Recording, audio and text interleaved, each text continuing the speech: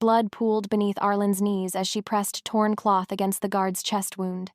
The metallic scent filled her nostrils, not just blood, but something deeper. Fear, pain, death creeping closer with each labored breath. "Hold still," she whispered, though her voice barely carried over his ragged gasping. Her fingers worked with practiced precision, even as her wolf cowered deep inside. "Don't let him see you care too much. Don't give them another reason." The guard's eyes fluttered.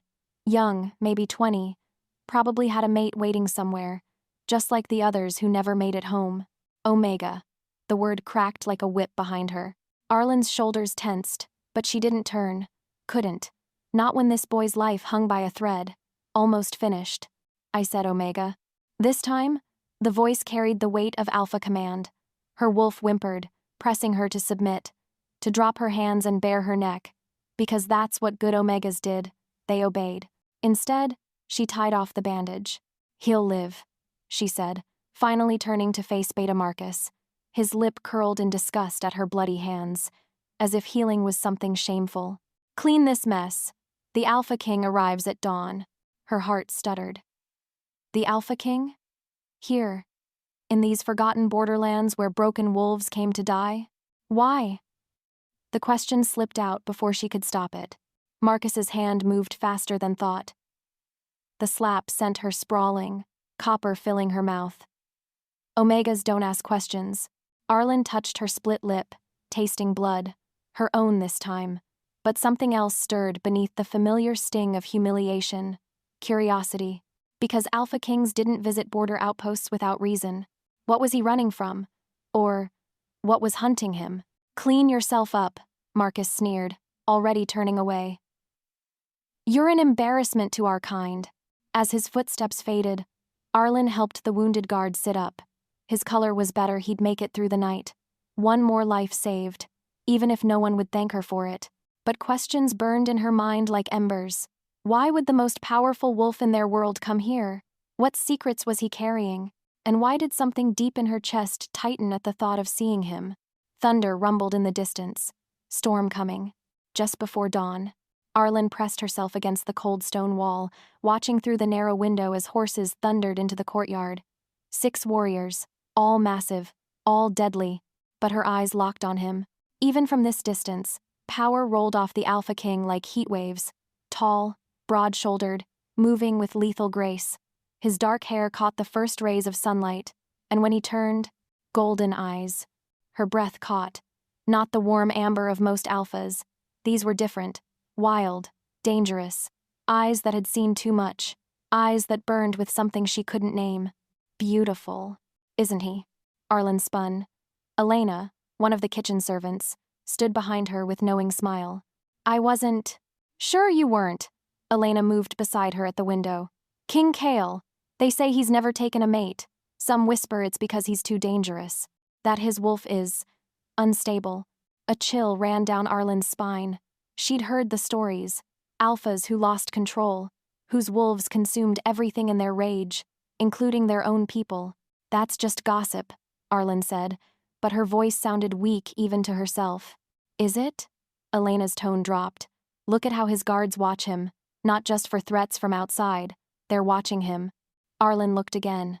Elena was right. The warriors kept careful distance, hands never far from weapons, as if they expected their own king to snap. "He's in pain," Arlen whispered, the words tumbling out before she could stop them. Elena raised an eyebrow. Pain? Heat flooded Arlen's cheeks. Her gift, if you could call it that, was something she'd learned to hide. The ability to sense others' emotional states through scent. To smell heartbreak and rage and desperation like others smelled flowers. "I just meant," he looks tired. But that wasn't what she'd sensed. Beneath the king's perfect control, beneath the lethal grace and commanding presence, something raged. Something that hurt him with every breath. Something that called to the broken parts of herself. Warning bells shattered the dawn silence. "Attack!" someone screamed. Elena grabbed Arlen's arm. "Get to the safe rooms." "No." Arlen pulled free, already moving toward the door. "The wounded need." "You'll get yourself killed." Maybe. But she couldn't hide while others suffered. Wouldn't. As she ran toward the infirmary, one thought echoed in her mind. The Alpha King's pain felt like coming home. Minutes later, battle raged beyond the walls, snarls, screams, the wet sound of claws meeting flesh. Arlen pressed herself against the infirmary door, watching through the crack as shadows moved past the windows. Rogues. Had to be. But her patience couldn't move. 3 guards, too wounded to shift, too weak to fight. Sitting ducks. The main gate splintered. They were inside. Arlen's wolf pressed forward, every instinct, screaming at her to run, to hide, to survive. That's what smart Omegas did. But if she ran, a howl shattered the air. Not pain or fear. Rage. Pure, consuming fury that made her bones vibrate. Through the window, she saw him. The Alpha King had shifted a massive black wolf with silver markings that gleamed like starlight. Beautiful, terrifying, perfect. But something was wrong. His attacks weren't controlled, weren't strategic. He tore through rogues with mindless savagery, and when the last enemy fell, he kept going, his golden eyes fixed on his own guards, on the humans cowering against the walls. The beast inside him had taken over completely, and everyone in his path was prey. "Oh, gods," whispered one of her patients. "He's lost." Arlen's chest tightened. She'd seen this before, alphas whose wolves consumed their human hearts. They never came back. The only choice was to put them down before they killed everyone they'd sworn to protect. But this was the Alpha King, the strongest of them all. Who could possibly stop him? Without thinking, she pushed open the door. "What are you doing?" her patient hissed. Probably dying. But she couldn't watch this, couldn't let him destroy himself, because beneath all that rage, she could still smell his pain, still sense the man trapped inside the beast. Someone had to try.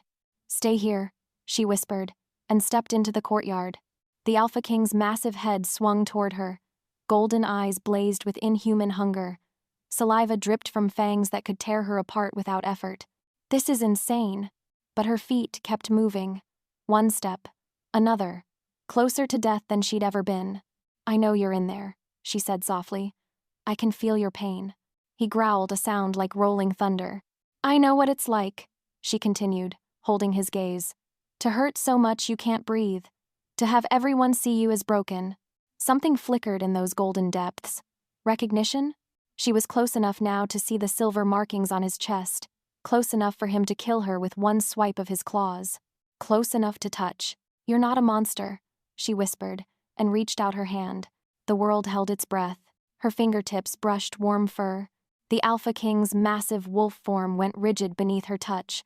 Not the stillness of calm, the dangerous quiet before lightning strikes. His golden eyes burned into hers, pupils dilated with killing instinct. He could snap my neck before I drew another breath. But something else moved beneath that wild gaze. Something human. Something that recognized her voice calling through the darkness. "That's it," Arlen whispered, keeping her hand steady against his chest. She could feel his heart hammering against his ribs too fast, too hard. "You're stronger than the rage." His breathing slowed, just a fraction. Around them, the courtyard held its breath. Guards frozen with weapons drawn, not daring to move. One wrong step and their king would tear them all apart. But Arlen felt the exact moment his wolf began to retreat, the tension bleeding from massive muscles, the killing focus softening into something closer to confusion. "He's fighting back." "There you are," she breathed. The shift started slowly, fur receding, bones reshaping, until finally, a man knelt in the dirt where the beast had been. King Kale collapsed forward, and Arlen caught him without thinking. Bare skin against her arms, warm and solid and alive. His dark hair fell across his face as he struggled to breathe. "What?" he started, voice raw. "Shh." She smoothed his hair back, checking his eyes. Still golden, but human now. "You're safe. Everyone's safe." But even as she said it, dread pooled in her stomach, because feet were pounding across the courtyard, voices shouting, guards who'd seen everything. "My lord!" Captain Harris skidded to a stop 3 feet away, sword still drawn. His eyes took in the scene, his naked king supported by a blood-stained Omega servant. "What did she do to you?" Kyle blinked, awareness returning. His gaze found hers, and for one perfect moment, she saw gratitude there, understanding. Then he seemed to remember where he was, who he was. Kale started to push himself up, and Arlen released him immediately. Know your place. She helped him, said Elena from somewhere behind them. We all saw it. The king had lost control, and she brought him back. Impossible. Captain Harris stepped closer, menace rolling off him. Omegas don't have that kind of power. But I do, Arlen thought. And now they know it. The captain's lip curled. More likely she triggered his rage in the first place. Everyone knows what happens when Omegas get too close to unmated alphas. Horror crashed through her. No, they couldn't think. That's not what happened, Kale said quietly. But it was too late. She could see it in Harris's eyes. In the faces of the gathering crowd. The story was already writing itself. The seductive Omega, the powerful king, a scandal that would destroy them both. My lord, Harris said carefully, perhaps we should return to your chambers. Let our healers examine you for influence. Kale's jaw tightened, but he nodded. As guards helped him to his feet, his eyes found hers one more time. I'm sorry, she thought she saw him mouth. Then they were leading him away, and Arlen was left kneeling in the dirt, alone, with a dozen witnesses who'd already decided her guilt. Everything just changed, she realized, and not for the better. 3 hours later, shackles bit into Arlen's wrists as guards dragged her through the marble halls of the lichen court. Each step echoed like thunder, announcing her shame to anyone who cared to watch, which seemed to be everyone.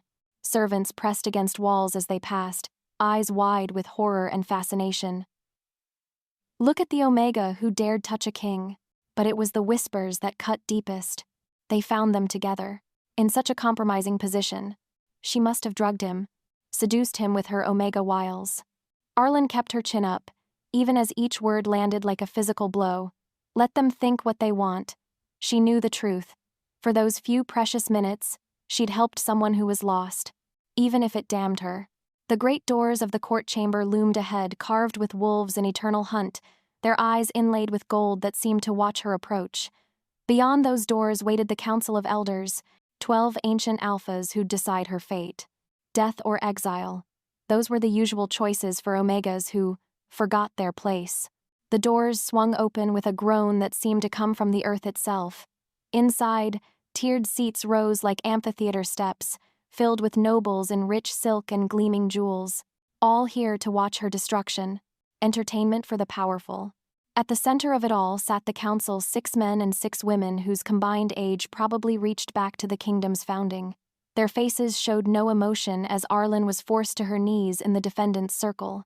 Omega Arlen of the eastern borderlands. Elder Cassius spoke, his voice carrying easily through the massive chamber. You stand accused of seducing our Alpha King through artificial means. Artificial means. As if love or connection couldn't be real between an Omega and an Alpha. The penalty for such manipulation, he continued, is stripping of your wolf spirit, followed by exile. Gasps echoed through the gallery. Even Arlen's breath caught, stripping the cruelest punishment their kind knew. To have her wolf forcibly torn away, leaving her human and broken. A fate worse than death. However, Cassius's voice turned colder. Given the severity of your target, the council believes exile insufficient. They're going to kill me. Therefore, we sentence you to...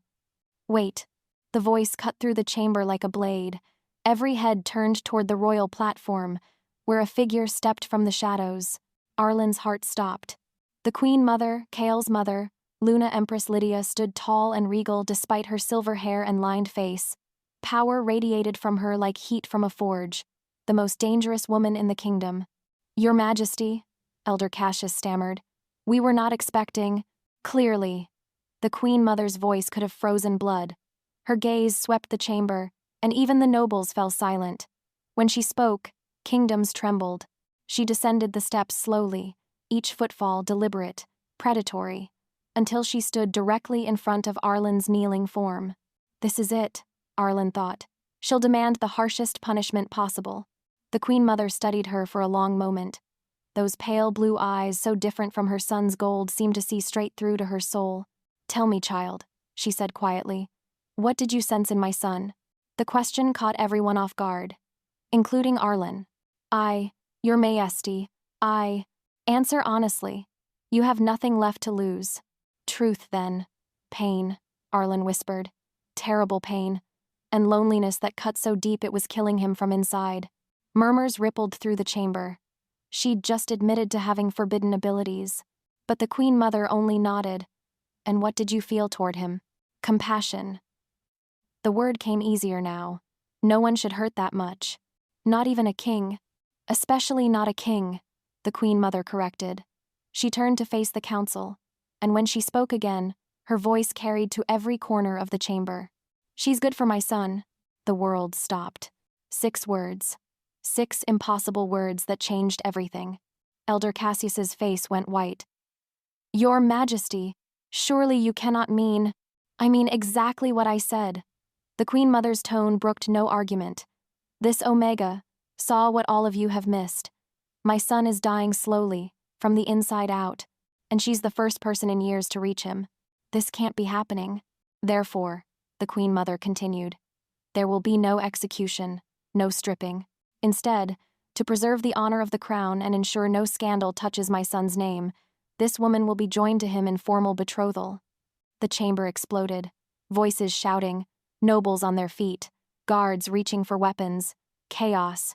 But Arlen heard none of it, because impossible as it sounded, the Queen Mother had just saved her life, and traded it for something else entirely. Minutes later, after order was restored, an Omega cannot marry the Alpha King. Elder Miriam's shrill voice cut through the remaining murmurs. It goes against every law, every tradition. Laws can be changed. The Queen Mother's tone remained deadly calm. Traditions can be broken, especially when the survival of our bloodline depends on it. Arlen's mind reeled. Betrothal. To the Alpha King. It was insane. A fantasy so impossible she'd never even dared dream it. So why did terror claw at her throat instead of relief? Your Majesty, Elder Cassius tried again. Perhaps a lesser punishment. Are you questioning my judgment? The temperature in the chamber seemed to drop 10 degrees. Every elder flinched back, suddenly remembering exactly who they were challenging. Luna Empress Lydia hadn't just married into power, she'd seized it with bloody hands and held it for 30 years through wit, ruthlessness, and an absolute unwillingness to show weakness. She'd torn out the throats of stronger wolves than these. Of course not, Your Majesty, Cassius said quickly. We merely suggest that perhaps the king should have a voice in choosing his mate. My son, the Queen Mother said with icy precision, will do his duty, as will she. Her gaze flicked to Arlen. Won't you, child? It wasn't really a question. Say no, and she'll let the council tear you apart. Yes, Your Majesty, Arlen whispered. Excellent. The Queen Mother smiled an expression that somehow made her more terrifying, not less. The betrothal will be announced tonight. The wedding will follow within the month. A month. To go from servant to queen. From nothing to everything. But as guards helped Arlen to her feet carefully now, as befitted the future queen, she caught sight of a figure in the royal gallery. King Kael stood in the shadows, his golden eyes fixed on hers. Even from this distance, she could read the expression on his face. Resentment, anger, betrayal. He hadn't chosen this. Hadn't wanted this. His mother had forced his hand as surely as she'd saved Arlen's life. Which meant Arlen was walking into a marriage with a man who hated her for existing. Come, said a new voice. Captain Harris appeared at her elbow, his earlier hostility replaced by careful neutrality. Even he had to respect the Queen Mother's decree. Your quarters are being prepared. As they escorted her from the chamber, past bowing nobles and wide-eyed servants, Arlen felt the weight of 100 stares. Tomorrow, she'd be the most talked-about woman in the kingdom. Tonight, she was the loneliest. Because salvation, she was learning, could be its own kind of prison, and love, if it could even be called that, forced on both parties, was more likely to breed hatred than happiness. But at least she was alive. For now, that had to be enough. Behind her, she heard the Queen Mother giving final instructions to the council. Arrangements to be made, announcements to be crafted, a fairy tale to be sold to a kingdom that would never believe it. And somewhere in the royal quarters, the man she was meant to marry was probably planning exactly how to make her pay for the choice that had been stolen from them both. Welcome to your new life, she thought bitterly. Try not to die before the wedding. That evening, Arlen stood in the center of a room larger than the entire servants' quarters she'd called home for 23 years. Silk tapestries depicting ancient wolf hunts covered walls of polished marble. A 4-poster bed dominated one corner big enough for 6 people, draped in midnight blue velvet that probably cost more than most families saw in a lifetime. This is my prison now. The seamstresses will arrive at dawn, said Lady Catherine, the Queen Mother's chief attendant. Her voice carried the polished indifference of nobility, addressing a particularly distasteful insect. Your existing wardrobe is unsuitable for your new position. Arlen's fingers found the rough hemp of her servant's dress torn, blood-stained, the only thing she owned. Everything else belongs to them now, including me. Meals will be served at the appropriate times, Lady Catherine continued, not bothering to hide her disdain. You will not leave these chambers without escort, and under no circumstances will you attempt to contact the king, as if he'd want to see me anyway. Is that understood? Yes, my lady. Lady Catherine's lip curled. It's your grace now. Try to remember your new rank, even if you haven't earned it. Earned it, as if anyone earned their birth, as if the accident of blood made someone worthy of respect while its absence made them trash. But Arlen just nodded.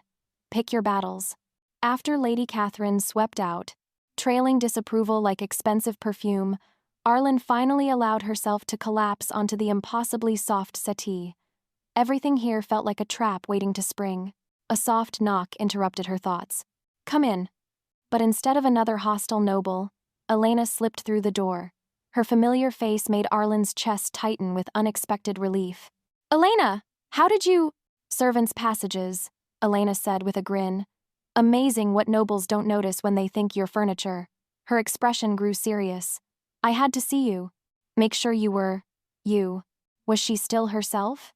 In this golden cage, wearing silk instead of hemp, promised to a man who hated her existence? I think so, Arlen said quietly. Elena settled beside her, studying her face. You saved him, you know. Everyone saw it. Even the ones spreading ugly rumors deep down. They know what really happened. Do they? Arlen's voice came out bitter. Because all I hear are whispers about seduction and manipulation. Let them whisper. Elena's tone turned fierce. You did something no one else could. You reached a king when he was lost. And look where it got me. He hates me, Arlen said. I could see it in his eyes. This betrothal, it's not a reward. It's another kind of punishment. Elena was quiet for a moment. Then, maybe, or maybe he's just scared. Scared? The Alpha King? Think about it. You're the first person to see him lose control, the first to know his weakness. For someone like him, someone who's been taught that showing vulnerability means death, that's terrifying. I hadn't thought of it that way. Give him time, Elena continued. Let him see who you really are. But before Arlen could respond, heavy footsteps echoed in the corridor outside. Elena shot to her feet. I have to go. But remember, you're stronger than you know. She squeezed Arlen's hand. And tomorrow, you start proving it. After Elena vanished back through the servant's door, Arlen was alone again, with her thoughts and her fears and the impossible weight of a crown she'd never wanted. Outside her window, the moon rose full and bright. Somewhere in this vast palace, the man she was meant to marry was probably staring at that same moon, hating her, hating this, hating the choice that had been stolen from them both. Tomorrow, she promised herself, I'll find a way to talk to him, to make him understand. Because if they were trapped in this together, they might as well try to make it bearable, even if he never forgave her for existing. The next morning, sit straighter, a queen does not slouch. The Queen Mother's voice cut through the breakfast room like a blade. Arlen immediately adjusted her posture, spine rigid against the velvet chair.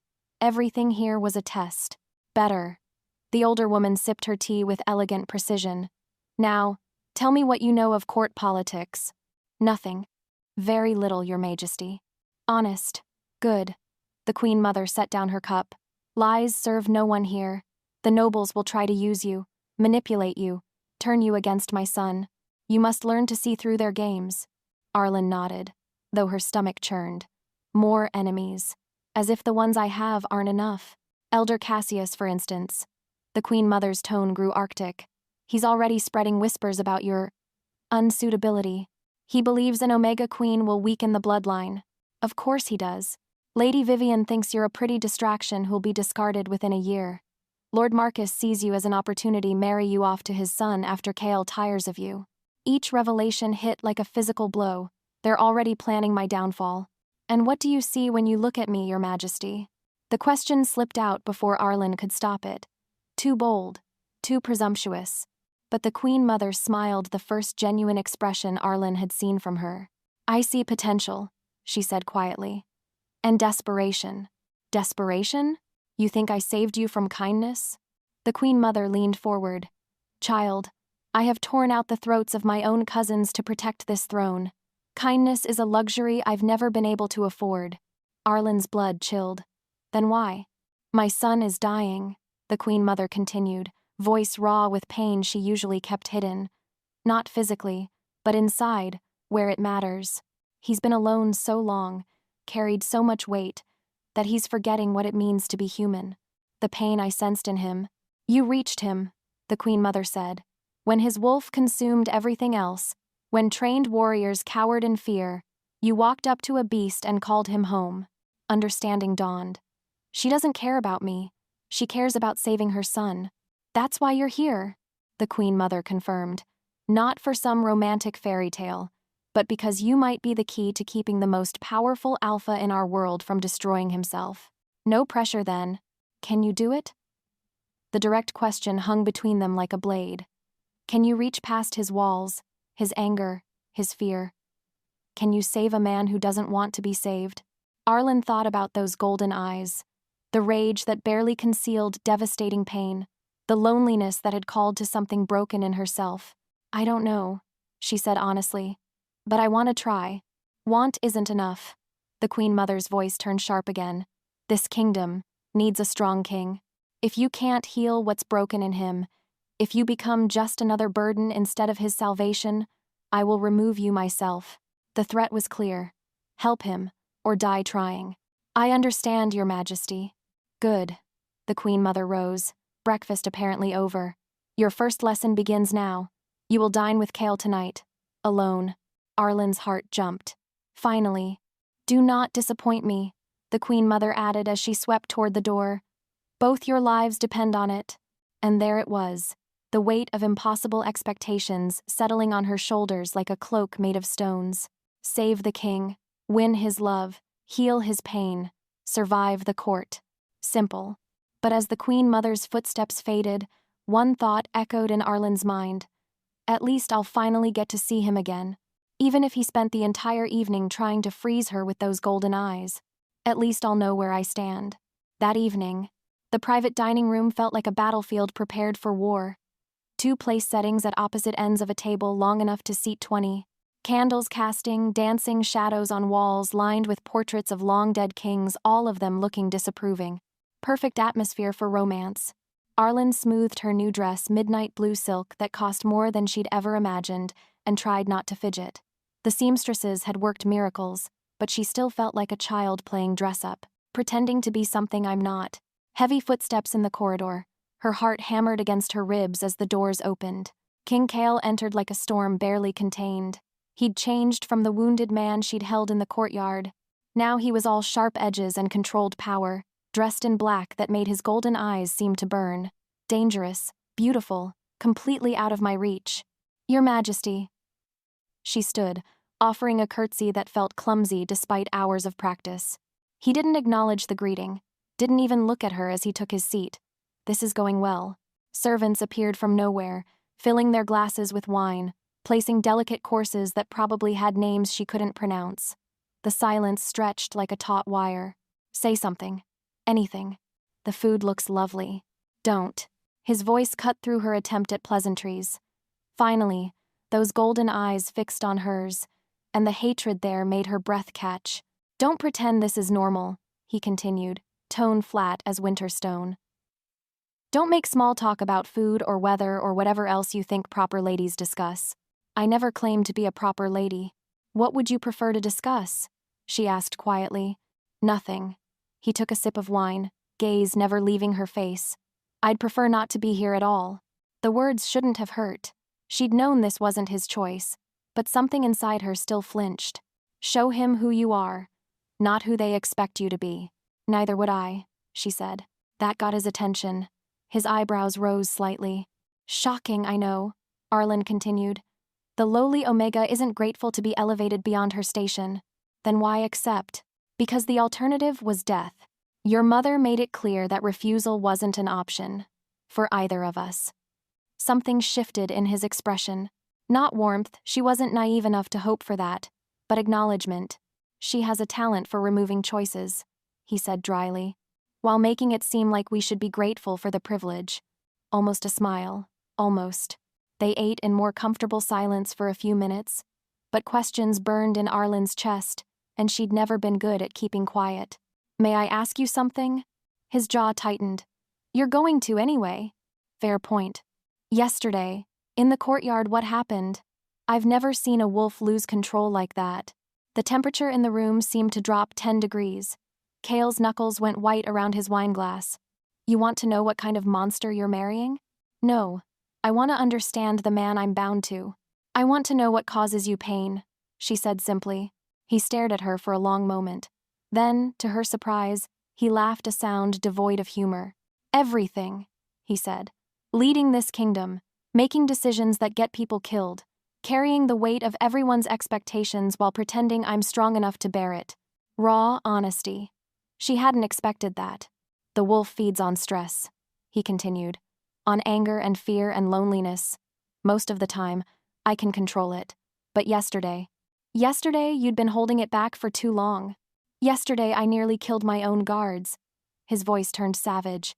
And you walked up to me like I was some wounded animal instead of a monster. Because that's what I saw, Arlen said. Not a monster. Someone in pain who needed help. Help. He set down his glass with careful control. From an Omega servant who doesn't know the first thing about being queen.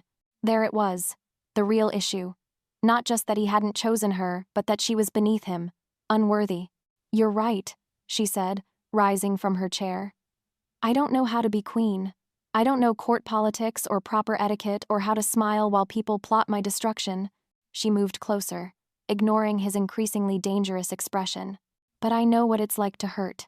To feel like you're drowning while everyone expects you to be grateful for the water filling your lungs. She stopped directly in front of him. And I know that the strongest people are often the most broken inside. For a heartbeat, something flickered in his eyes. Recognition, connection. Then the walls slammed back down. Pretty words, he said, standing to tower over her. But they won't change what this is. A political arrangement. Nothing more. He was so close. Close enough that she could smell his scent, pine and winter storms, and something uniquely him that made her wolf stir restlessly. It doesn't have to be, she whispered. Yes, he said, his voice deadly quiet. It does. He stepped back, putting cold distance between them again. Enjoy your dinner. I have actual responsibilities to attend to. He left her standing there, surrounded by flickering candles and the echoes of harsh truths. Political arrangement, nothing more. But as she sank back into her chair, one thought sustained her. For just a moment, she'd seen past his armor, and maybe, just maybe, that was enough to build on. 3 days later, Arlen had learned the rhythm of palace life: breakfast alone, while Kale attended council meetings, afternoons spent with tutors, trying to teach her everything a queen should know, evenings of careful solitude, a beautiful, structured prison. But this morning felt different. The servant who brought her breakfast trembled as she set down the silver tray. Young girl, maybe 16, with fear rolling off her in waves. What's wrong, Mira? Arlen asked gently. Nothing, Your Grace. The girl's eyes darted toward the door. I should go. Something scared her. But before Arlen could ask more questions, Mira fled. Alone again, Arlen lifted the silver cover from her plate. Perfectly prepared eggs, fresh bread, seasonal fruits arranged like art, and a single white flower. Her blood turned to ice. Moonbane, deadly to wolves in even small doses. Someone wanted her dead. Without thinking, she grabbed the flower and flung it toward the fireplace. But her hands were shaking, and it fell short, landing on the carpet. Don't touch it. Don't even breathe near it. Heart hammering, she backed toward the door. Had to get help. Had to. The door burst open. King Kale strode in like an avenging angel, golden eyes blazing with fury. Don't move. He knows. How did you... Mira, His voice was deadly quiet as he surveyed the scene. She came to me crying. Said someone threatened her family if she didn't deliver your breakfast exactly as prepared. They used that poor girl. Kale moved carefully around the fallen flower, approaching Arlen with the focused intensity of a predator. But when he reached her, his hands were gentle as he tilted her face up to examine her eyes. Did you eat anything? Touch it? No. I saw what it was and… Her voice broke. Someone wants me dead. Really, truly dead. Hey! His tone softened unexpectedly. You're safe. You knew to be afraid of it. Border wolves learn about poisons early, she managed. Too many enemies, too few protections. Something shifted in his expression. Not quite warmth, but understanding. Who would do this? She whispered. Someone who thinks removing you will solve their problems. His jaw tightened. They're about to learn how wrong they are. The way he said it, protective, possessive, made something flutter in her chest. Your Majesty. Kale. The correction came out rougher than intended. When we're alone, it's just Kale. Progress. KL, she said carefully, testing the name. It felt right on her tongue. Thank you. For coming when Mira told you. Don't thank me yet. His voice turned grim. This was just the first attempt. There will be others. Comforting. Then why save me? The question slipped out before she could stop it. If this marriage is just political convenience. Because, he said, stepping closer, you're mine to protect now, and I don't let anyone threaten what's mine. The words sent heat racing through her veins. Not love, not yet, but claim. And maybe that was enough to start with. What happens now? Now we find out who wants you dead. His smile was sharp as a blade. And we make them regret it. For the first time since this nightmare began, Arlen didn't feel completely alone. But first, Kale continued, we're moving you to rooms closer to mine, easier to protect, closer to him. The thought made her pulse race for entirely different reasons. Is that necessary? Yes. His tone brooked no argument. Someone just tried to murder my future queen. They'll answer for it. His future queen. Something about the way he said it like a vow instead of a burden made hope bloom in her chest. Maybe this could work. Maybe we could work. As guards arrived to secure the scene and servants began moving her belongings, Arlen caught Kale watching her with an unreadable expression. What? She asked. You didn't panic, he said quietly. Most people would have screamed, fainted, or tried to run. Would that have helped? No. Almost a smile. But most people aren't thinking clearly when death comes calling. Death comes calling. As if he knew from experience. How often does someone try to kill you? She asked. Often enough. He said it casually, but she caught the weariness underneath. Another burden he carried alone. Well, she said, surprising herself with her steady voice. I suppose I'll learn to adapt. This time, the smile was real. Small, but genuine. I suppose you will. And maybe, Arlen thought as chaos swirled around them, we'll learn to adapt together. That evening, in her new chambers. Tell me how you knew. Kale's voice cut through the silence of her sitting room. He'd been prowling the space like a caged wolf ever since the servants finished arranging her belongings. Restless energy that made the air crackle. Arlen looked up from the book she'd been pretending to read. Knew what? About the poison. About my wolf losing control. His golden eyes fixed on hers with laser focus. About things you shouldn't be able to sense. He's figured it out. Her chest tightened with familiar fear. They always want answers when they learn what I can do. I don't know what you mean. Don't. He moved closer, not threatening but intense. I can smell lies, remember? And you're terrible at them. Great. She set down the book with hands that only trembled slightly. You won't believe me. Try me. Here goes nothing. I can sense emotional states through scent, she said quietly. Pain, fear, anger, joy, they all have distinct signatures, unique patterns. His eyebrows rose. That's impossible. That's what everyone says. Right before they decide I'm either cursed or lying. Show me. The simple command made her heart race. How? What do you sense from me? Right now? Everything. That was the problem. Most people were closed books, easy to read. But Kale was a symphony of competing emotions, layers upon layers of feeling that made her head spin. Curiosity, she said slowly. But underneath that, fear. You're afraid of what I might see. His jaw tightened. Too close to home. Keep going. Loneliness. The word came out as a whisper. So much loneliness, it's like a physical wound. And underneath that. She hesitated. Say it. Hope. She met his eyes. Terrifying, fragile hope that maybe, just maybe, someone finally understands. The silence stretched between them like a taut wire. She'd gone too far, revealed too much. Now heal. How long? His voice was rough. What? How long have you been able to do this? He believes me. The relief nearly made her dizzy. Since I was 12. It started small, just family members at first, but it got stronger over time. And you've never told anyone? I tried. Once. The memory still stung. The pack healer said I was either lying for attention or touched by dark magic. Either way, I learned to keep quiet. That's why you knew I was in pain, he said. Not a question. Yes. And why I knew the moonbane was wrong. Fear and malice cling to objects sometimes, especially when the intent is strong. Understanding dawned in his expression. You felt my wolf losing control. Like a storm trapped in a bottle. All that rage with nowhere to go except destruction. She studied his face. It's gotten worse recently, hasn't it? The episodes? He was quiet so long she thought he wouldn't answer. Then, 3 times in the past month, each one harder to control than the last. My God. Do you know why? Another long pause.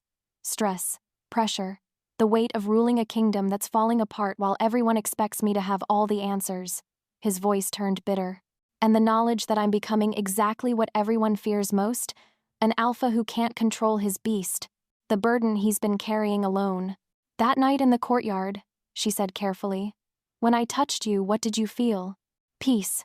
The word came out like a confession. For the first time in months, the storm inside me went quiet. That's why the Queen Mother saved me. Not kindness, necessity. Because somehow, impossibly, she could reach him when his own power threatened to consume him. I felt it too, she whispered. Like coming home. Their eyes locked across the space between them. Something electric passed between them, not just attraction, though that was there too. Recognition. This is insane, he said quietly. Completely. You're an Omega. I'm an Alpha King. It goes against every natural law. Maybe some laws are meant to be broken. He moved closer, drawn by something neither of them fully understood. If this is real, if you can actually help control my wolf, then what? Then everything changes. His voice was raw with possibility. The kingdom, the crown, the future, I thought I'd have to face alone. Us. He meant us. And if it's not real? She asked. If I'm just imagining this connection? Then we're both about to make a very big mistake. He was close enough now that she could feel the heat radiating from his skin, close enough to see the gold flecks in his eyes, the way his breath came shorter. Arlen. Her name on his lips sounded like a prayer. This is happening. I know. If we do this, if we try to make this real, there's no going back. You'll be bound to a man who's more beast than human some days. And you'll be bound to a woman who can see every emotion you'd rather keep hidden. She lifted her hand, hovering just inches from his chest. Still want to try? More than I've wanted anything in years. Permission. She closed the distance, pressing her palm flat against his heart. The effect was immediate. His breathing steadied, the restless energy that always surrounded him settling into something calmer. How? He whispered. I don't know. But when I touch you... She searched for words to explain the unexplainable. It's like our wolves recognize each other. Like they've been waiting. Shimato? Mates. The word came out rough. Actual, true mates. Is that what this was? The bond she'd only heard about in stories, the once-in-a-lifetime connection that transcended logic and reason? It would explain a lot, she said softly. It would change everything. His hand covered hers, holding her palm against his chest. A true mating bond can't be faked or forced. It just is. Are you ready for everything to change? He leaned down until his forehead touched hers. I'm ready to stop being alone. And there it was. Not love, not yet. But the foundation for something real. Something chosen, instead of forced. So am I. When he kissed her, it was gentle at first. Testing. But then something ignited between them. Need, recognition. the desperate relief of finding shelter in the storm. This is real, she thought as he pulled her closer. This impossible, terrifying, wonderful thing is real. And for the first time since this nightmare began, the future looked like something worth fighting for. Later that night, they'd fallen asleep tangled together on the settee, her head on his chest, his arm wrapped protectively around her, like they belonged that way. But Arlen woke to the sound of angry voices in the corridor. Absolutely inappropriate. Scandal that will destroy. Should never have been allowed. The nobles. And they were furious. Kael stirred beneath her, instantly alert. What? The door burst open without warning. Lord Marcus strode in with 3 other council members, their faces masks of outrage.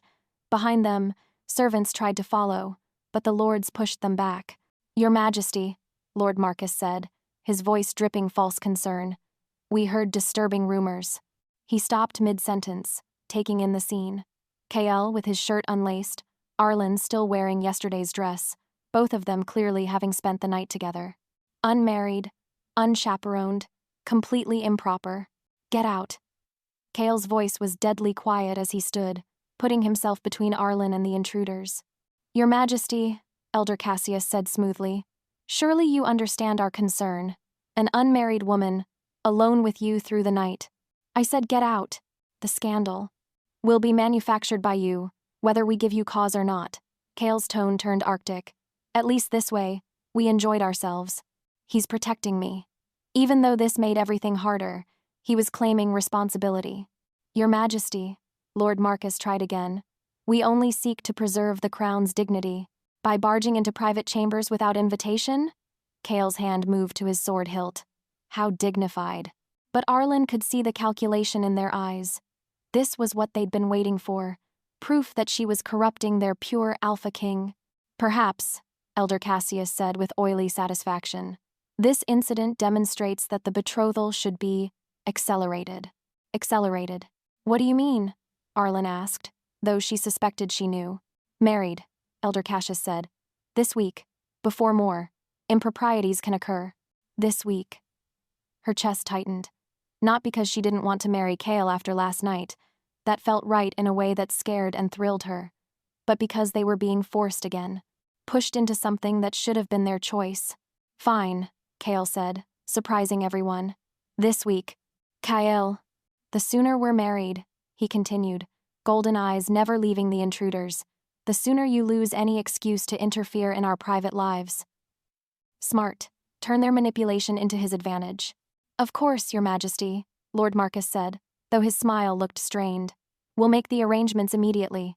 After they finally left, Arlen sank onto the settee, married in a week, to a man she'd known for barely more than that. Are you all right? Kael asked, sitting beside her. I don't know. Honesty seemed important now.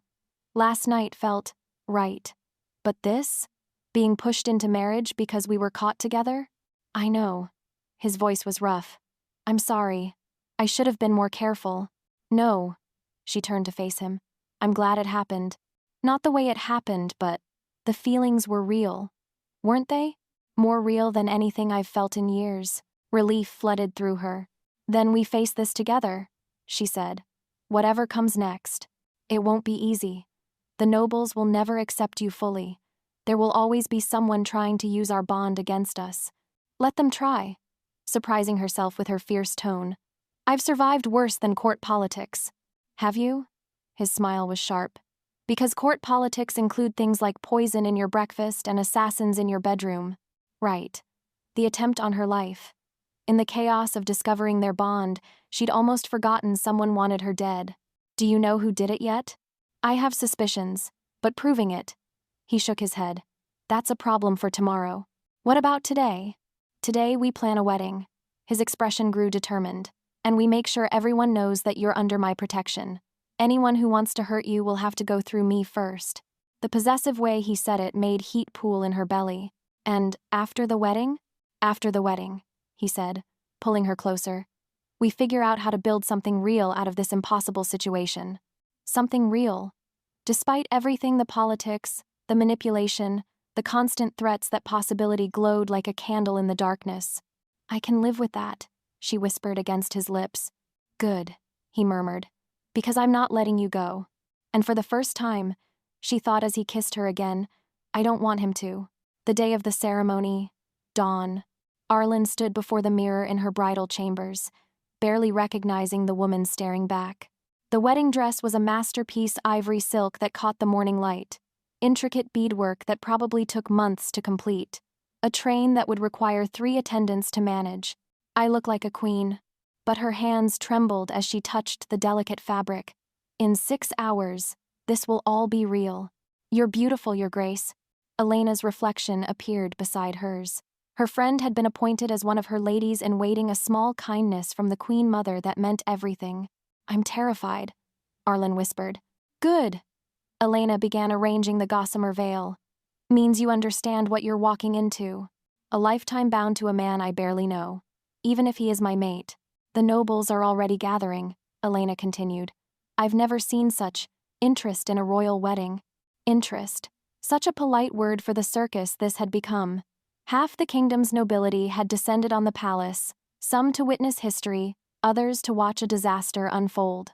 Are they taking bets on how long it will last? Only the rude ones. Elena's smile was wicked.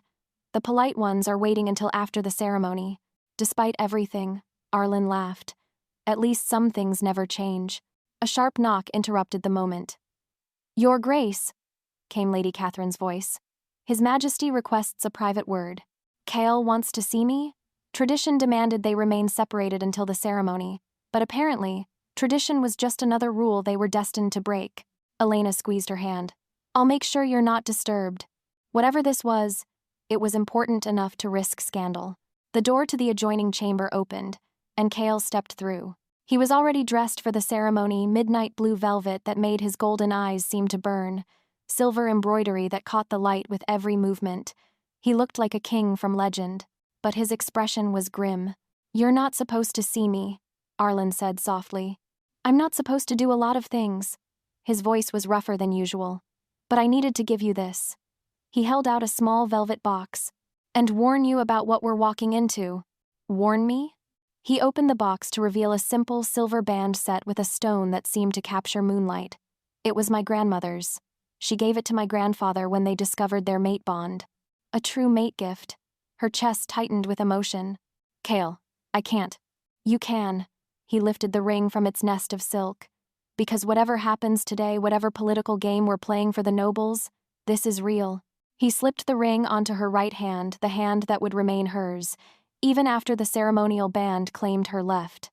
The silver warmed against her skin, and she swore she felt something settle into place. Now the warning, he said, his tone growing deadly serious. The investigation into the poison, we've traced it back to Edmund Marcus, but we can't prove it yet. Lord Marcus's son. Her blood chilled. He's here, isn't he? At the wedding. Along with his father and every other noble who thinks removing you will solve their problems. Kale's jaw tightened. They're not done, Arlen. The poison failed, but they're planning something else. Something else. Do you know what? Not yet, but I can feel it, the tension, the way certain nobles keep whispering in corners. His golden eyes burned with protective fury. They're here today, smiling and offering congratulations, while plotting your destruction. My destruction. The weight of it settled on her shoulders like a cloak made of ice. Then why go through with the ceremony? Because running would prove their point that you're not strong enough to be queen. He stepped closer, framing her face with gentle hands. And because I refuse to let fear dictate our choices. Our choices. Are you ready for this? She asked. To walk into a room full of people who want me dead? Arlen. Her name was a prayer on his lips. I've been ready since the moment you walked up to a beast and offered your hand. That night in the courtyard felt like a lifetime ago. Then let's give them a wedding they'll never forget. When he kissed her, it was soft and reverent, but underneath the tenderness, she felt steel. A promise and a threat wrapped in one. Whatever happens out there, he murmured against her lips, remember you belong at my side, not because my mother decreed it or because the nobles demand it, but because you chose it. And because you chose me back, I love you. The words slipped out before she could stop them. His eyes widened, then softened into something that made her heart race. I love you too. Against all logic, against all expectation, I love you. Real. This impossible, beautiful, terrifying thing between them was real. Now, he said, stepping back with visible effort, let's go show them what a real queen looks like. A real queen, who didn't cower from threats or hide from danger. Together. The Great Hall. Noon. The ceremony was a spectacle worthy of legend, but Arlen felt the undercurrents like poison in her veins. Every smile seemed calculated, every bow held just a hint of mockery. They're performing respect while planning betrayal. As she walked down the aisle, her eyes found the faces Cale had warned her about. Lord Marcus, standing with perfect posture and cold eyes. Edmund beside him, free, unpunished, probably carrying another weapon even now, the enemies hiding in plain sight. But when her gaze found Cale waiting at the altar, everything else faded. He stood tall and proud in his ceremonial robes, golden eyes fixed on hers with an intensity that spoke of protection and possession in equal measure. Whatever they're planning, we'll face it together. The high priest's voice carried easily through the hall as he began the ancient ceremony. Words about duty, honor, the sacred bond between Alpha and Omega. Pretty words that had nothing to do with the truth of what they shared. Do you, Cale Alexander Draconis, take this woman as your mate and queen? I do. His voice was clear, strong, carrying to every corner of the hall. With all that I am, with all that I have, I claim her as mine. The traditional words, but charged with new meaning. Not just ceremony, but declaration of war against anyone who threatened what was his. And do you, Arlen of the eastern borderlands, take this man as your mate and king? Here it was. The moment that would make her a target for the rest of her life. I do. Her voice rang clear despite her racing heart. With all that I am, with all that I have, I choose him as mine. Choose. Not accept or obey. Choose. She saw the minute flinches from certain nobles at that word. Good. Let them know she wasn't some passive prize to be won or discarded. The ceremonial bands were blessed, exchanged, sealed with words older than the kingdom itself. But it was the moment Cale lifted her veil that made everything real. My queen, he whispered, for her ears alone. My king, she replied. When he kissed her, sealing their bond before gods and witnesses, the hall erupted in applause, but not all of it was genuine. Some faces remained stone cold, calculating, already planning the next move. But she also saw the servants lining the walls, Elena with tears of joy in her eyes, other faces that had shown her kindness when kindness was dangerous. These are my people too. I'll protect them. Whatever came next, she'd use her new power to shield those who couldn't shield themselves. As they processed back down the aisle, Cale's hand warm and steady in hers, Arlen caught Lord Marcus's eye. His expression was polite, respectful even, but underneath, she sensed satisfaction, like a man watching pieces fall into place exactly as planned. What aren't we seeing? The reception. Evening. The great hall sparkled like something from a dream, but Arlen felt like she was dancing on a battlefield. Every conversation held hidden meanings, every smile concealed knives. They're all here. Everyone who wanted her dead, drinking her wine and eating her food while plotting her destruction. You're doing beautifully, Cale murmured in her ear as they swayed to a waltz. Half the nobles are already reassessing their opinions, and the other half are sharpening their knives, she replied quietly, including the ones dancing with us. But as the evening wore on, she began to notice patterns. Certain nobles excusing themselves frequently, hushed conversations that stopped when she approached. They're coordinating something. When Lord Marcus finally approached, his smile was smooth as silk over steel. Your Majesties, a magnificent ceremony. His tone carried just enough warmth to seem genuine, though I confess surprise at some of the innovations. Innovations. Like an Omega refusing to promise obedience. Traditions evolve, Cale replied coolly, as does the kingdom. Indeed. Marcus's gaze fixed on Arlen with calculating interest. I trust your Majesty found the ceremony to her. Satisfaction? There was something underneath his words. Not just hostility, anticipation. It exceeded every expectation, Arlen said carefully. Though I notice your son seems rather tense this evening. Direct hit. Marcus's smile never wavered, but something flickered in his eyes. Edmund has much on his mind lately. Family obligations. you understand. Family obligations. Like murdering queens. Of course, Kael said, his voice carrying subtle menace. Family loyalty is so important. The two men stared at each other like wolves sizing up territory, but instead of backing down, Marcus's smile widened. Indeed it is, Your Majesty. Sometimes it requires difficult choices. What does that mean? Before either could respond, a commotion erupted near the great doors. Voices raised in alarm, the sound of running feet. A guard captain burst into the hall, his face pale with urgency. He made straight for the royal table, dropping to one knee.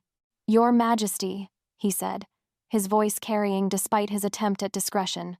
We've received word from the eastern borders. 3 villages have been attacked by raiders.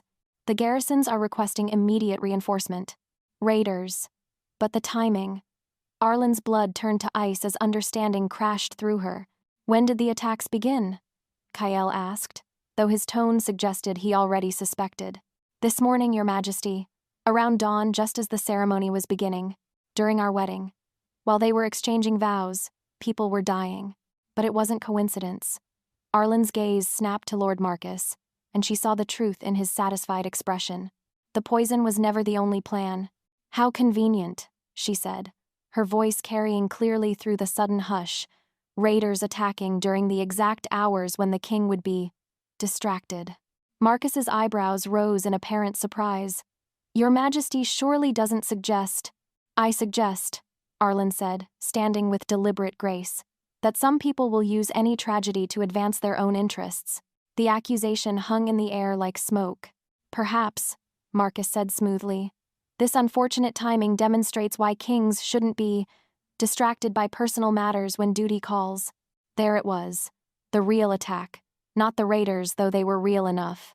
This was Marcus turning a crisis into a weapon, proving that Kael's weakness for his Omega bride had led to disaster. Except we're not going to play his game. You're absolutely right, Arlen said, surprising everyone. A king shouldn't be distracted by personal matters. She turned to the guard captain. How many men do you need? Your Majesty, I. The captain looked confused.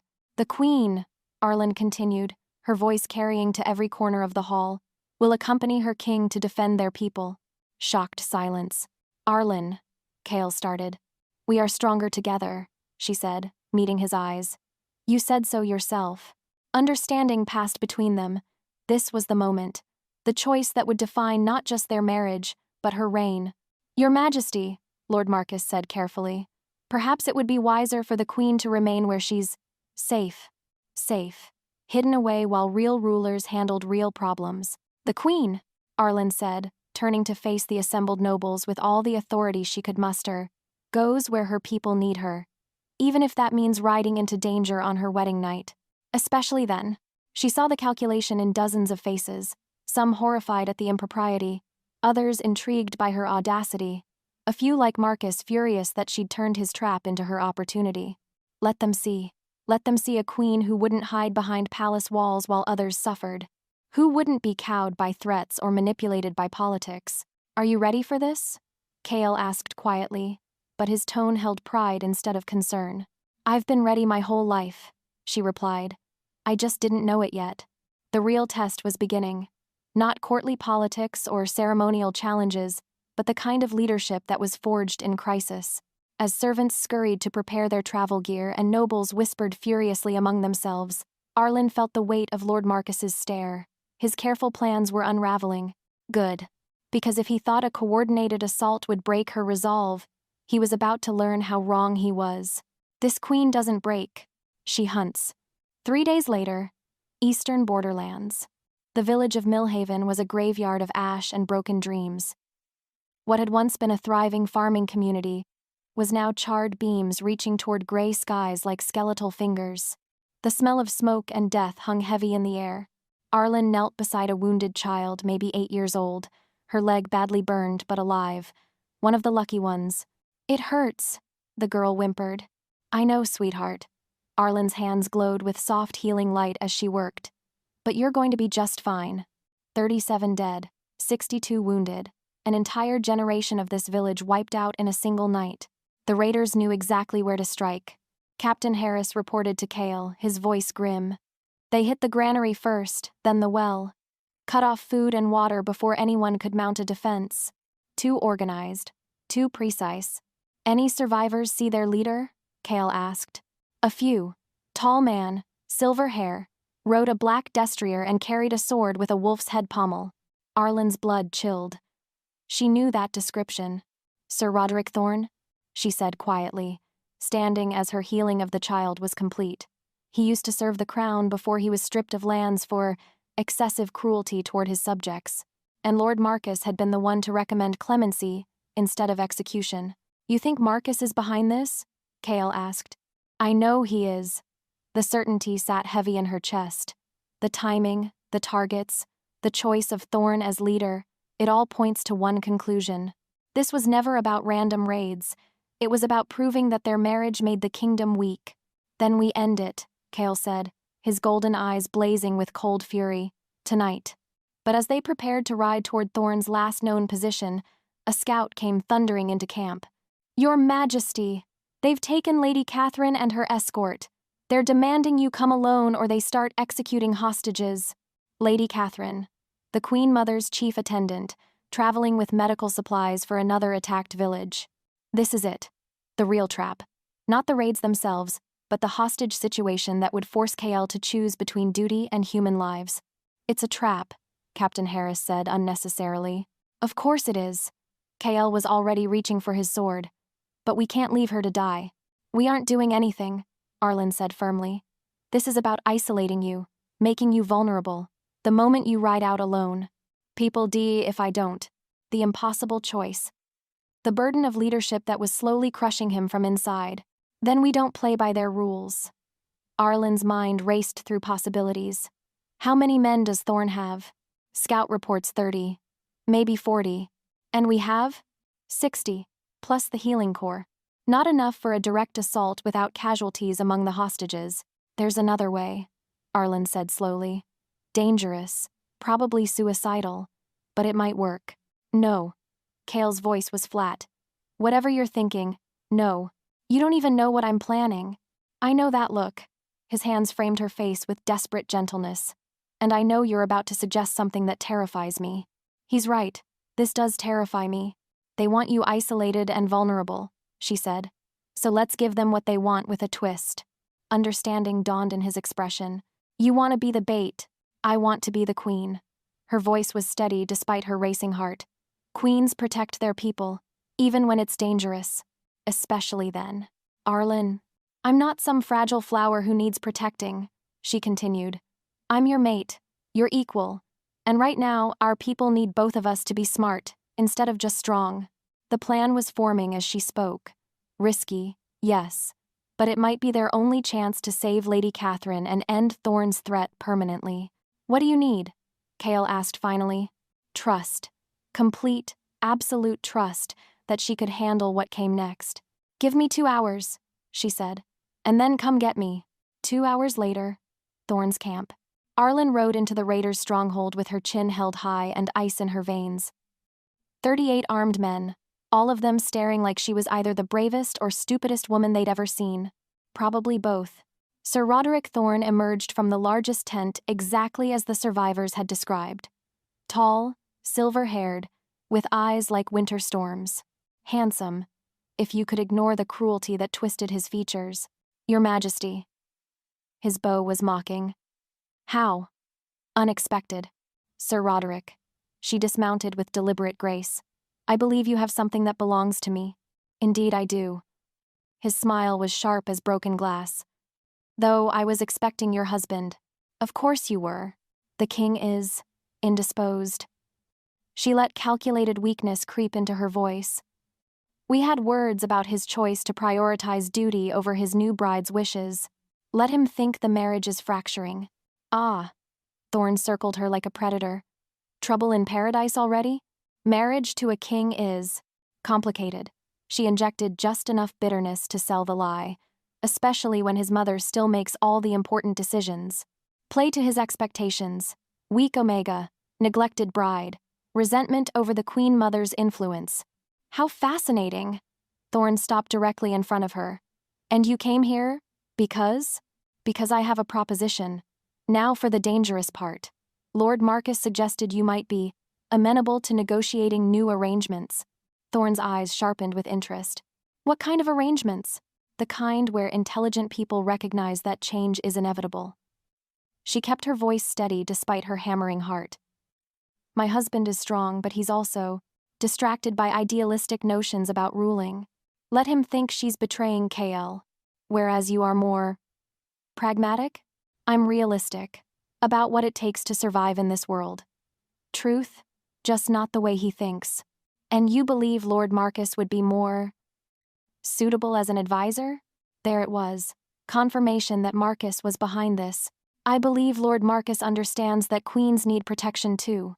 She stepped closer, lowering her voice conspiratorially. Especially from husbands who make enemies faster than they make allies. Thorne was buying it. She could see the calculation in his eyes, the growing certainty that the royal marriage was already cracking under pressure. An interesting proposal, he said slowly. But I'm afraid I need more than words. Here comes the test. What do you need? Proof of your commitment.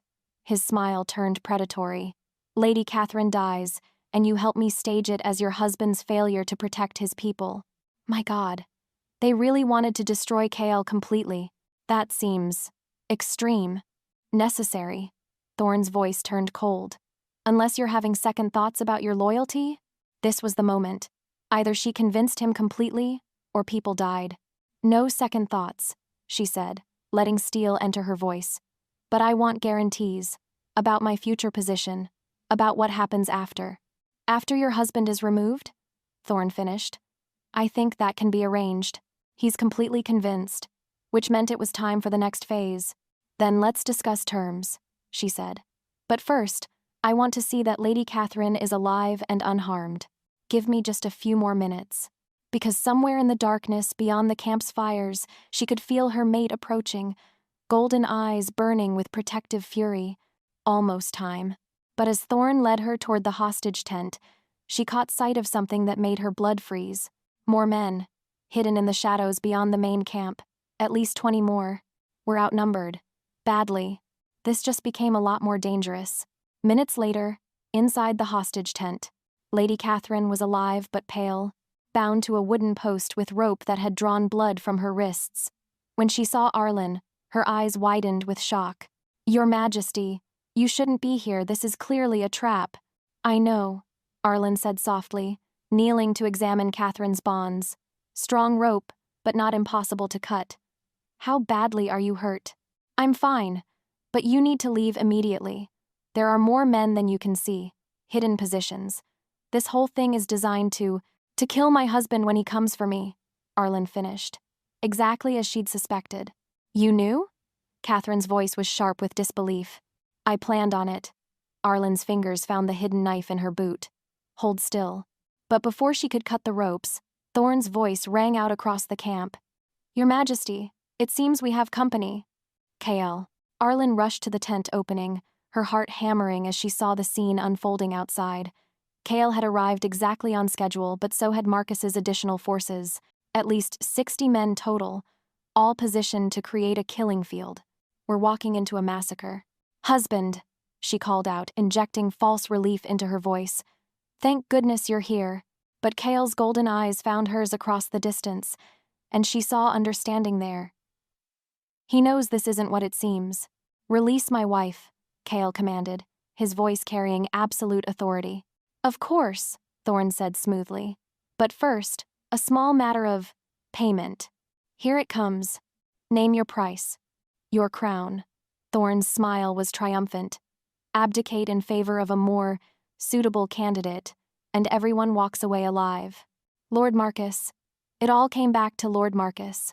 And if I refuse, then your queen dies first, slowly, while you watch. The perfect trap. Force KL to choose between the crown and her life. Either way, Marcus wins. But Arlen had seen something Thorne hadn't. Movement in the shadows beyond his hidden forces. Their own reinforcements. Captain Harris and the Healing Corps, moving into position. We might actually survive this. I'll need a moment to consider, KL began. No. Thorne's patience was exhausted. Choose now. Crown or queen? This was it, the moment that would define everything. I choose, Kale said, his voice carrying clearly through the night air. Option 3. What? Then she heard it, the howl that made her blood sing with recognition. Pack song. Their forces, calling the charge. Now. Chaos erupted across the camp as Captain Harris's men struck from 3 sides simultaneously. But Thorn was ready for betrayal. His blade found her throat before she could move. Call them off, he snarled. Or she dies. Cold steel pressed against her pulse point. Kale, don't, she shouted. This was always how it would end. But instead of surrendering, Kale smiled, a expression more terrifying than any rage she'd ever seen. You made one mistake? Thorn. What? You assumed she needed rescuing. Understanding flooded through her. The knife in her boot. The healing light that could blind as well as restore. The wolf spirit that had been burning brighter every day. I'm not a victim anymore. Now, Arlen. She moved faster than Thoughtblade, singing as it opened Thorn's wrist, healing light blazing like a star to blind the men around her. Her wolf burst free with a snarl of pure fury. But even as she fought, even as their forces clashed in the darkness, she saw the truth. Too many enemies, too well positioned. We're not going to make it. The last thing she saw before darkness claimed her was Kale's anguished face as overwhelming numbers dragged him down. We tried. We failed. And now everyone dies because of me. Dawn. 3 days later, Arlen woke to the taste of blood and the sound of distant screaming. No, not distant. Close. Too close. Her eyes opened to reveal stone walls slick with moisture, iron bars that reeked of rust and despair. A dungeon. But not just any dungeon. She could smell the fear that had soaked into these stones over decades. Where am I? Memory crashed back in waves. The trap. The battle. Kale's face as they were overwhelmed. Oh God, Kale. She tried to sit up and immediately regretted it.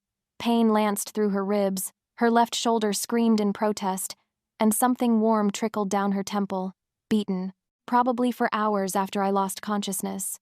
But she was alive. Why am I alive? Awake at last.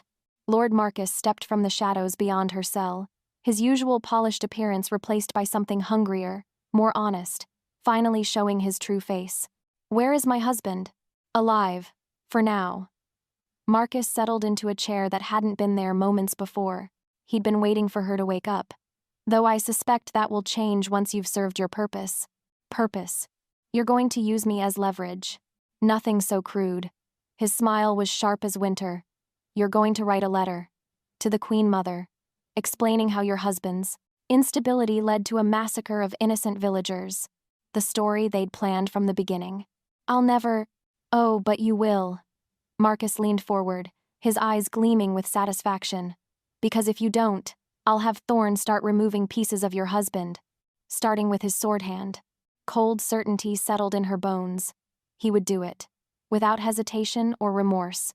Even if I write it, she said carefully, no one will believe I turned against KL. They will when they see the evidence. Marcus pulled out a small vial filled with dark liquid. Wolfsbane concentrate, enough to suppress your mate bond and make it appear you've rejected him completely. My God. Not just a letter, complete psychological destruction, making it look like she'd chosen to break their bond voluntarily. The Queen Mother won't be fooled. The Queen Mother, Marcus said softly, had an unfortunate accident yesterday. A fall from her horse. Very tragic. No. Horror crashed through her like ice water. They killed her. You're lying. Am I? His expression was genuinely regretful. She was quite formidable, but even she couldn't anticipate every threat. The Queen Mother was dead. The woman who'd saved her life, who'd seen something worth protecting in a broken Omega servant, gone. Which means, Marcus continued, the succession question becomes quite relevant, with Kale declared unfit and no clear heir. You. Me. His smile widened. Amazing how tragedy can create opportunity. The whole thing had been about the crown. Not just removing her or destroying Kale, seizing power completely. But as despair threatened to overwhelm her, something else stirred. Deep in her chest, where her wolf spirit lived. Rage. Not the helpless fury of a victim, but something colder, more dangerous. The rage of a queen whose people had been threatened. You made one mistake, Marcus. Oh? And what's that? You assumed breaking the mate bond would make me weak. She stood slowly, every movement deliberate despite the pain. But you're wrong. Because the bond wasn't just between her and Kale. It was between her and something larger. Her people, her purpose, her crown. You can't break what was never yours to control. Marcus's confidence flickered for the first time. The wolfsbane will hurt, she agreed. But it won't change who I am. And who she was, she realized with crystal clarity, was a queen. Not because of marriage or birth or political necessity. Because she chose to be. Her wolf spirit blazed to life, not the timid, cowering thing it had once been, but something magnificent, terrible, royal. The stone walls of her cell began to crack. Impossible, Marcus breathed. You spent so much time trying to destroy the bond between mates, Arlen said, power building in her voice. You forgot about the bond between a queen and her kingdom, and that bond was unbreakable. The iron bars bent like flower stems as her transformation began not into wolf form, but into something more. Something that had been waiting for her to claim it. Into the queen she was always meant to be. Guards! Marcus screamed, backing toward the door. But it was too late. She was done being anyone's victim. Time to save her king. Minutes later, deeper in the fortress, Arlen moved through the corridors like vengeance given form. Her healing had accelerated beyond anything natural, bones mending, wounds closing, strength returning with every heartbeat, the crown's power flowing through her like liquid fire. Where would they keep him? She followed the scent trail, blood, pain, and underneath it all, the familiar warmth of pine and winter storms that meant home, KL. The guards she encountered barely had time to raise their weapons before her wolf took them down. Not killing, she wasn't a monster, but incapacitating them with surgical precision. A queen's justice, not a beast's fury. There, the heavily fortified chamber at the fortress's heart, guarded by Thorn himself and 6 of his best men. 7 against 1. Under normal circumstances, suicide. But these weren't normal circumstances. Sir Roderick, she called out, stepping into the torchlight. I believe you have something that belongs to me. Thorn spun, his face going white as he took in her appearance. No longer the broken prisoner he'd captured. Impossible. You were dying. I got better. The understatement of the century. Kill her! Thorn snarled. But as his men charged, Arlen did something they didn't expect. She smiled. What followed wasn't a battle, it was an education. Every fighting technique Elena had taught her, every survival skill learned in years of abuse, every instinct honed by necessity, but amplified by power that came from finally knowing who she was. Not just Kale's mate, not just the Queen Mother's chosen successor, the rightful queen of the Northern Kingdoms. When the last guard fell unconscious, only Thorn remained, and the locked door between her and Kale. Open it, she commanded. Never. Wrong answer. She didn't fight him. Didn't need to. Instead, she placed her palm against the massive iron lock and let her power flow. Ancient magic. The kind that responded to true authority. The lock didn't just open, it dissolved. Beyond the door, she found horror. Kael hung from chains that had clearly been designed for prolonged torture. His magnificent body was broken, bloody, barely conscious, but alive. Thank God, still alive. Kael, she whispered, rushing to his side. Golden eyes opened, struggling to focus. Arlen? But you're... His voice was raw, barely audible. I'm here. Her hands glowed with healing light as she worked to free him from the chains. I'm here, and we're going home. Can't, he mumbled. Too weak. They used... something. Can't shift. Wolfsbane. In his bloodstream, suppressing his natural healing. Then I'll be strong for both of us. She caught him as he collapsed, his full weight settling against her. Impossible that she could support a man twice her size. But impossible seemed to be her specialty lately. How? He asked as her healing light poured into him, burning the wolfsbane from his system. I remembered who I am. She helped him stand, marveling at how quickly his strength returned once the poison was neutralized. And what we're fighting for. Understanding dawned in his expression. The crown. Our crown, she corrected. Our people. Our kingdom. Our future. Behind them, Thorn groaned as consciousness returned. Good. He needed to see this. As they walked toward the dungeon's exit, Kale's strength returning with every step, her power blazing like a beacon. Arlen felt the weight of destiny settling on her shoulders. This was who they were meant to be, not victims of circumstance or politics, rulers by choice and by right. "Tell Marcus," she said, her voice carrying absolute authority that made even the stones seem to listen, "that his queen is coming for him." She paused, golden light dancing around her like a crown. "And she's bringing her king." Minutes later, the fortress courtyard. The scene that greeted them as they emerged from the dungeons was chaos incarnate. The courtyard blazed with torchlight and rang with the clash of steel, but their forces were losing. Badly. Captain Harris and 30 loyal guards were pinned against the outer wall by twice their number of Marcus's mercenaries. Bodies littered the ground, too many wearing the royal colors. Their people were dying. "We're too late," Kale breathed, his hand finding his sword despite his weakened state. But Arlen saw something else. The way the mercenaries fought. Disciplined, yes, but without passion. Fighting for coin, not conviction. Whereas their people were fighting for something worth dying for. "No," she said, power building in her voice like distant thunder. "We're right on time."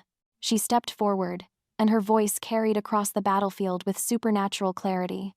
"Enough." The word rang like a bell, stopping every combatant mid-swing. In the sudden silence, Lord Marcus emerged from the fortress's main tower, flanked by a dozen of his best men. His face was pale with fury as he took in the sight of his escaped prisoners. "Impossible," he snarled. "You should both be dead." "Should be a lot of things," Arlen replied, stepping into the courtyard's center, every eye fixed on her blazing form. "But I've learned that should be and is are very different things." Around the courtyard, she saw the faces of their people, hope kindling in exhausted eyes as they realized their queen had come for them. "Surrender now," Kale commanded, his voice carrying the absolute authority of an alpha king in his prime, "and your men live." "Never." Marcus drew his sword, an ancient blade that had once belonged to kings. Stolen, like everything else he'd claimed. "This kingdom deserves better than a weak king and his Omega whore." Wrong words. The rage that blazed through Arlen wasn't the helpless fury of the past, it was the cold, calculating wrath of a queen defending her crown. "You want to know what this kingdom deserves?" she asked, her voice carrying to every corner of the courtyard. Then she showed them. Her transformation was magnificent, not just into wolf form, but into something more, a creature of silver light and royal authority that made the very stones sing with recognition. This was what a true queen looked like. This was power earned, not inherited. The battle that followed was legend in the making. Kale fought like the Alpha King he'd always been meant to be, his beast finally under perfect control, channeled into protective fury that swept aside anyone who threatened what was his. But it was Arlen who turned the tide. She moved through the melee like liquid moonlight, her healing power flowing out to strengthen their allies while her wolf form cut down enemies with surgical precision. Not the cowering servant she'd once been, a queen in her full glory. "Impossible," Marcus gasped as his forces fell around him. "You're just an Omega. Nothing special. Nothing." "Wrong again," Arlen said, her wolf form stalking closer. "I was never just anything." The final confrontation came as it had to Alpha King and Queen against the traitor who'd tried to destroy them both. Marcus was skilled, desperate, and fighting for his life. But he was one man against two who moved as if they shared the same soul. When Kale's claws opened, Marcus's sword arm and Arlen's power sent him crashing to the ground. The remaining mercenaries threw down their weapons. It was over. An hour later, Lord Marcus knelt in the center of the courtyard, surrounded by the loyal guards who'd survived the battle. His fine clothes were torn, his arrogant confidence shattered. But alive. "The penalty for treason," Kale said formally, "is death." Murmurs of agreement from the assembled soldiers. But it was Arlen who stepped forward to pronounce judgment. "Marcus of House Blackwood," she began, her voice carrying the weight of absolute authority. "You stand convicted of treason, murder, and conspiracy against the crown." The formal words that would seal his fate. "However," she continued, surprising everyone, "we are not the tyrants you claimed us to be." Confusion rippled through the crowd. "Therefore, your sentence is this: exile from the kingdom, forever, stripped of titles, lands, and the right to bear your family name. You will live, but as nothing. A reminder that mercy can be more powerful than vengeance. Perfect justice. Marcus's face crumpled as the full weight of his punishment hit him. Not death, but something worse, irrelevance. The kingdom will never, he started. The kingdom, Arlen interrupted, her voice ringing with certainty, will accept the judgment of their rightful rulers. And if they didn't? The power radiating from both her and KL made it clear that opposition would be unwise.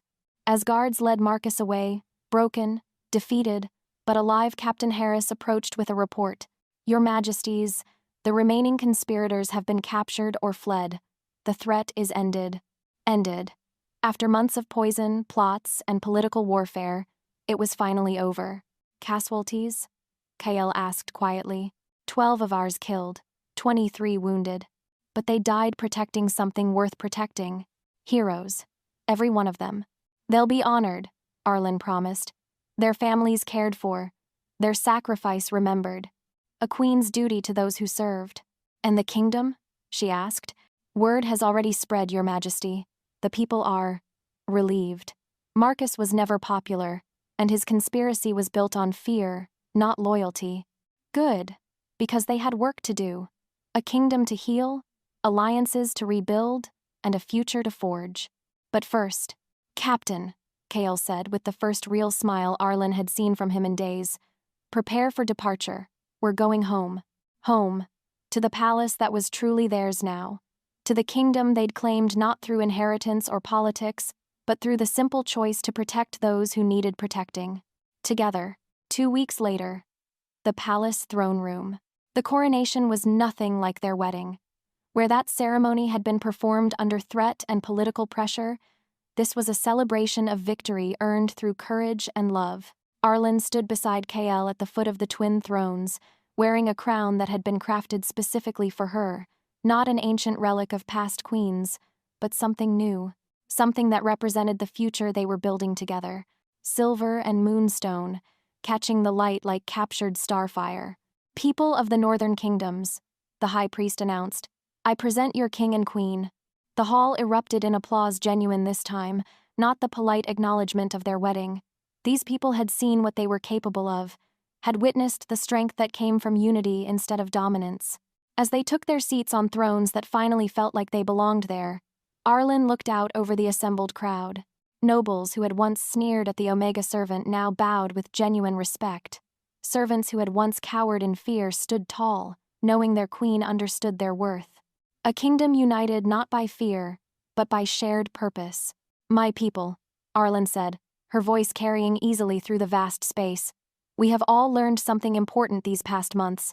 Silence fell as everyone leaned in to hear.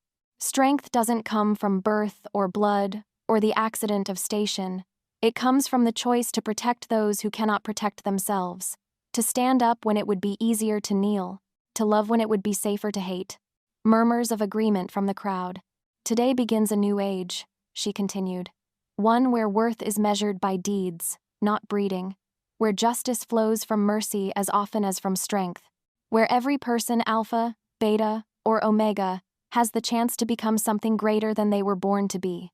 The applause was thunderous, but it was the moment after the ceremony that meant the most to her. A small girl approached the throne, maybe 6 years old, with the bright eyes of a servant's daughter. Your Majesty? The child said nervously. Yes, sweetheart. Mama says you used to be like us. Is that true? The question that cut to the heart of everything. Yes, Arlen said softly, kneeling so they were eye to eye. I was exactly like you. And now you're queen? Now I'm queen. The child's face lit up with wonder. So maybe I could be something special too? And there it was. The real victory. Not defeating Marcus or claiming the crown, but inspiring a little girl to dream bigger than the circumstances of her birth. You already are something special, Arlen said gently. And someday, when you're ready, you can choose to be anything you want to be. Anything at all. As the child skipped away, chattering excitedly to her mother about possibilities, Kael's hand found hers. Regrets? He asked quietly. Arlen looked around the throne room at the nobles, learning new respect. The servants standing straighter, the children dreaming of futures their parents had never imagined. None, she said firmly. Not a single one. Because all of this was worth every trial they'd endured to reach it. Ready for the rest of our lives? Kale asked. A lifetime of ruling justly, loving fiercely, and proving every day that strength came from lifting others up instead of tearing them down. More than ready, she replied. And together, they began the work of building a kingdom worthy of its people's dreams.